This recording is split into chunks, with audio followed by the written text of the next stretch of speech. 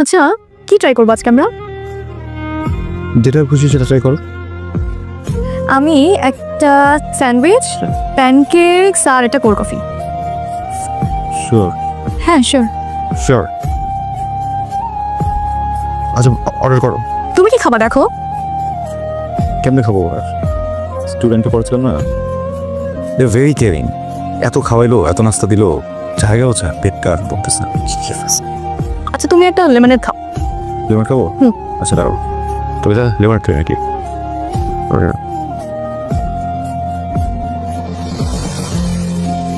না, বেশি বড় হবে। প্রাইসটা দেখছো? তার মানে অনেক বড় লেমন। এত এত বড় লেমন খাইতে পারবো না। স্যার ভালো।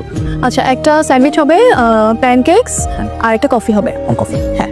স্যান্ডউইচ 400 টাকা, কফি 180, প্যানকেক 350 টাকা। এদিকে ওয়েটারকে টিপস দিতে হবে 20 না 30 40 50 টাকা না দিলে সম্বন্ধে থাকবে না। তার মানে আমি শেষ, মানে আমার পকেট শেষ। এখন আমার সামনে মেয়েটা খাবে আর আমি অসহায়ভাবে তাকিয়ে দেখবো। আচ্ছা মেয়েরা অর্ডার করার সময় ছেলেদের জিজ্ঞেস করে না কেন যে আজ কত বাজেট আছে তোমার কাছে বাবু? আচ্ছা তোমার হচ্ছে নেক্সট টিউশন এটা কয়টায়? 5টায়। 5টায়? এখনই তো 4:30 বাজে, তো কম সময় নিয়ে আসো। হ্যাঁ কি করবো বলো, টিউশনি তো করাতে হয়। এত বড় ঘরের ছেলে হয়ে টিউশনি করাও কেন? মানে কি দরকার, না করলেও তো পারো। এবার না তো করে যায়, কিন্তু ওই যে শুধু তো ফ্যামিলি তো বড় না, কিন্তু মানুষটাও বড়, তাই না? দিন দিন দায়িত্বের জায়গাটাও বড় হবে কোনো একদিন আর কি। সো এই টিউশনি করাতে হয়, ছাত্র পড়াতে হয়। মাঝে মাঝে না খুব ইচ্ছা করে মেয়েটাকে সব সত্যি বলে দেই, কিন্তু ভয়ও করে ও যদি সত্যটা জেনে আমাকে ছেড়ে চলে যায়। আচ্ছা সত্য দিয়ে প্রেম হলে না মিথ্যে বলতে হতো না। সবাই সত্য শুনতে পছন্দ করে, কিন্তু সত্য মেনে নিতে চায় না কেউই। Thank you. স্যান্ডউইচ হিসেবে পেন।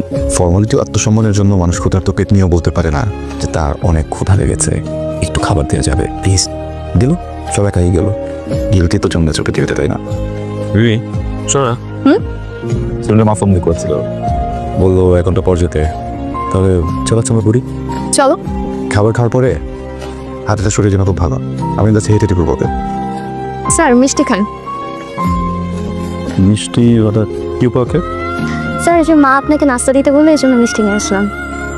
O thank you. বিসমিল্লাহ। ভালো। তুমি ইন্টারভিউতে না সামনে? জি স্যার। শোনো, ওর মধ্যে পড়ালেখা করে বুঝছো, আর যে ডাব্বা মারো যদি বের হতে তো পারবো না বুঝছো। বাবা জোর করে বিয়ে দিবে, এটা ভালো হবে না। আমি তো আসলে এটাই চাই স্যার। মানে তুমি বাল্য বিয়ে করতে চাও? বাল্যবিবাহ কিনা চাই না, বাট আপনার মতো হ্যান্ডসাম ছেলে হলে আমার বাল্যবিবাহ করতে কোনো সমস্যা নেই স্যার। হ্যাঁ শব্দ, কাকি তো বাড়ি থাকে, বোনেরও খরচ পাঠাস, তুইও ঢাকায় থাকিস, টিউশনেটাও চলে গেল, তখন চলবো না কি করি? আমি তো সেটাই ভাবতেছি রে। তো চুপ চুপ। এই শব্দ, তত যে টাকা পাই টাকা কবে দিবি ভাই? টাকা কবে দিবি? টাকা কত ভাই? 8,000 টাকা পাই তোকে। হ্যাঁ ভাই ম্যানেজ করে দিয়ে দিতেছি। ভাই তুই একই গান গত 9 মাস ধরে আমার লাগে কাজ, আর এই গান গাইস না ভালো মতো কইতেছি। কালকের ভিতরে আমাকে টাকা দিবি, তুই টাকাটা খুব দরকার। কালকের ভিতরে যদি আমি টাকা না পাই তাহলে কিন্তু বিরাট ফাড়াফাড়ি হয়ে যাবো। কিন্তু আমি লিখের পর আবার ফোন দিব ওরা কিন্তু। ভাই আমি করছি কি ভাই, ঘরে ঘটনা হচ্ছে, পথে ফাটাফাটি করেন না ভাই, আমরা তো একই জায়গায় থাকি। ছোট ভাই আপনার প্লিজ ভাই একটু কনসিডার করেন, আমি আপনাকে রিকোয়েস্ট করছি ভাই, প্লিজ ভাই এসব লিখবেন দেখেন না ভাই। আমাদের স্যার কিচ্ছু করার নাই, কালকের ভিতরে আমরা টাকা দিব। হয় টাকা যদি আমি না পাই তাহলে যেটা খুশি ওটাই।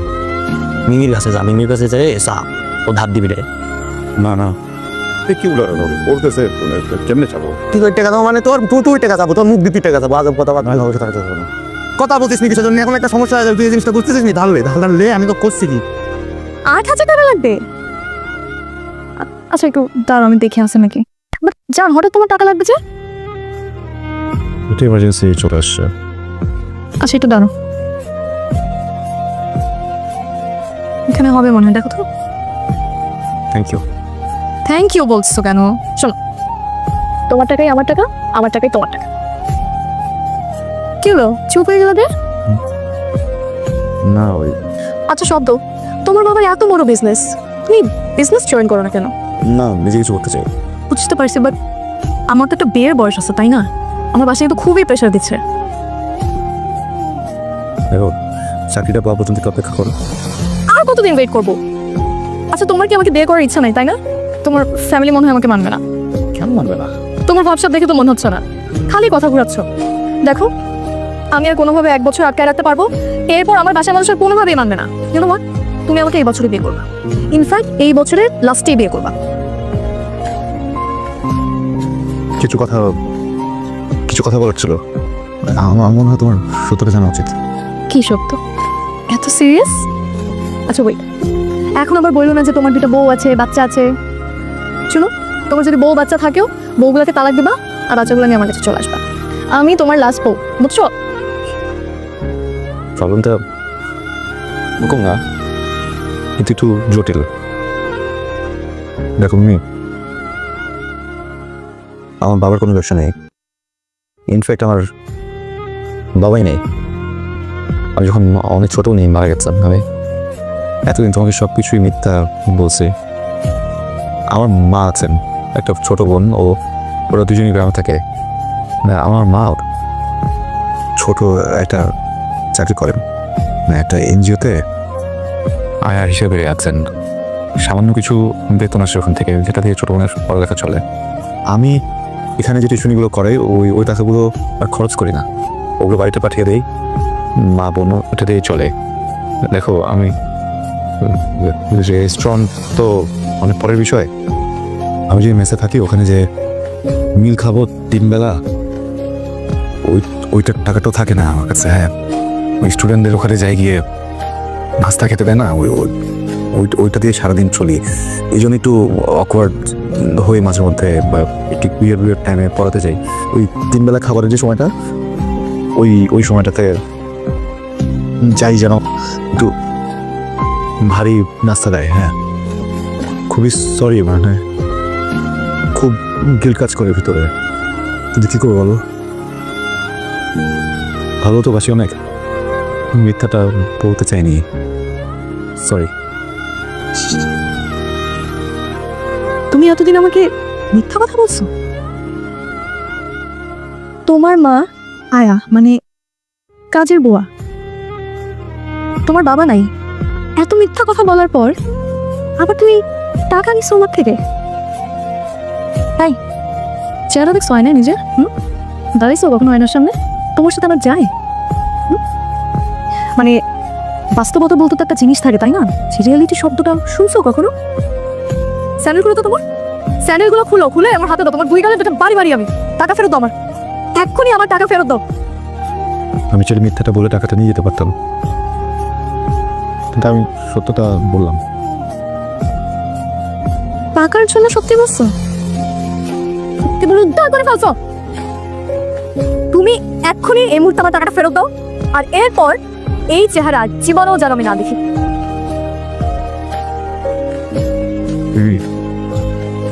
তুমি প্রয়োজন আমার সাথে সম্পর্কটা রেখো না। আরো বাজে কিছু বলতে ইচ্ছে করলে বলতে পারো, টাকাটা খুবই দরকার, বুঝছো? জানি রাগ করে আসো, মনে করো ভিক্ষা দিচ্ছ, কেউ তো ভিক্ষা ফেরত দেয় না, তাই না? আমি কথা দিলাম আমি এটা আগের মাসে ফেরত দিয়ে দেবো। নিজে আমি টাকাটা নিয়ে যাই, প্লিজ প্লিজ। ভিক্ষা লাগবে না? যা, দিলাম ভিক্ষা। এই টাকা তুই রাখ, আজ আমি কখনো আমার ত্রিসীমানা তোমাকে না দেখি। আমি না কষ্ট পাইনি, আসলে এই কষ্ট পাইনি।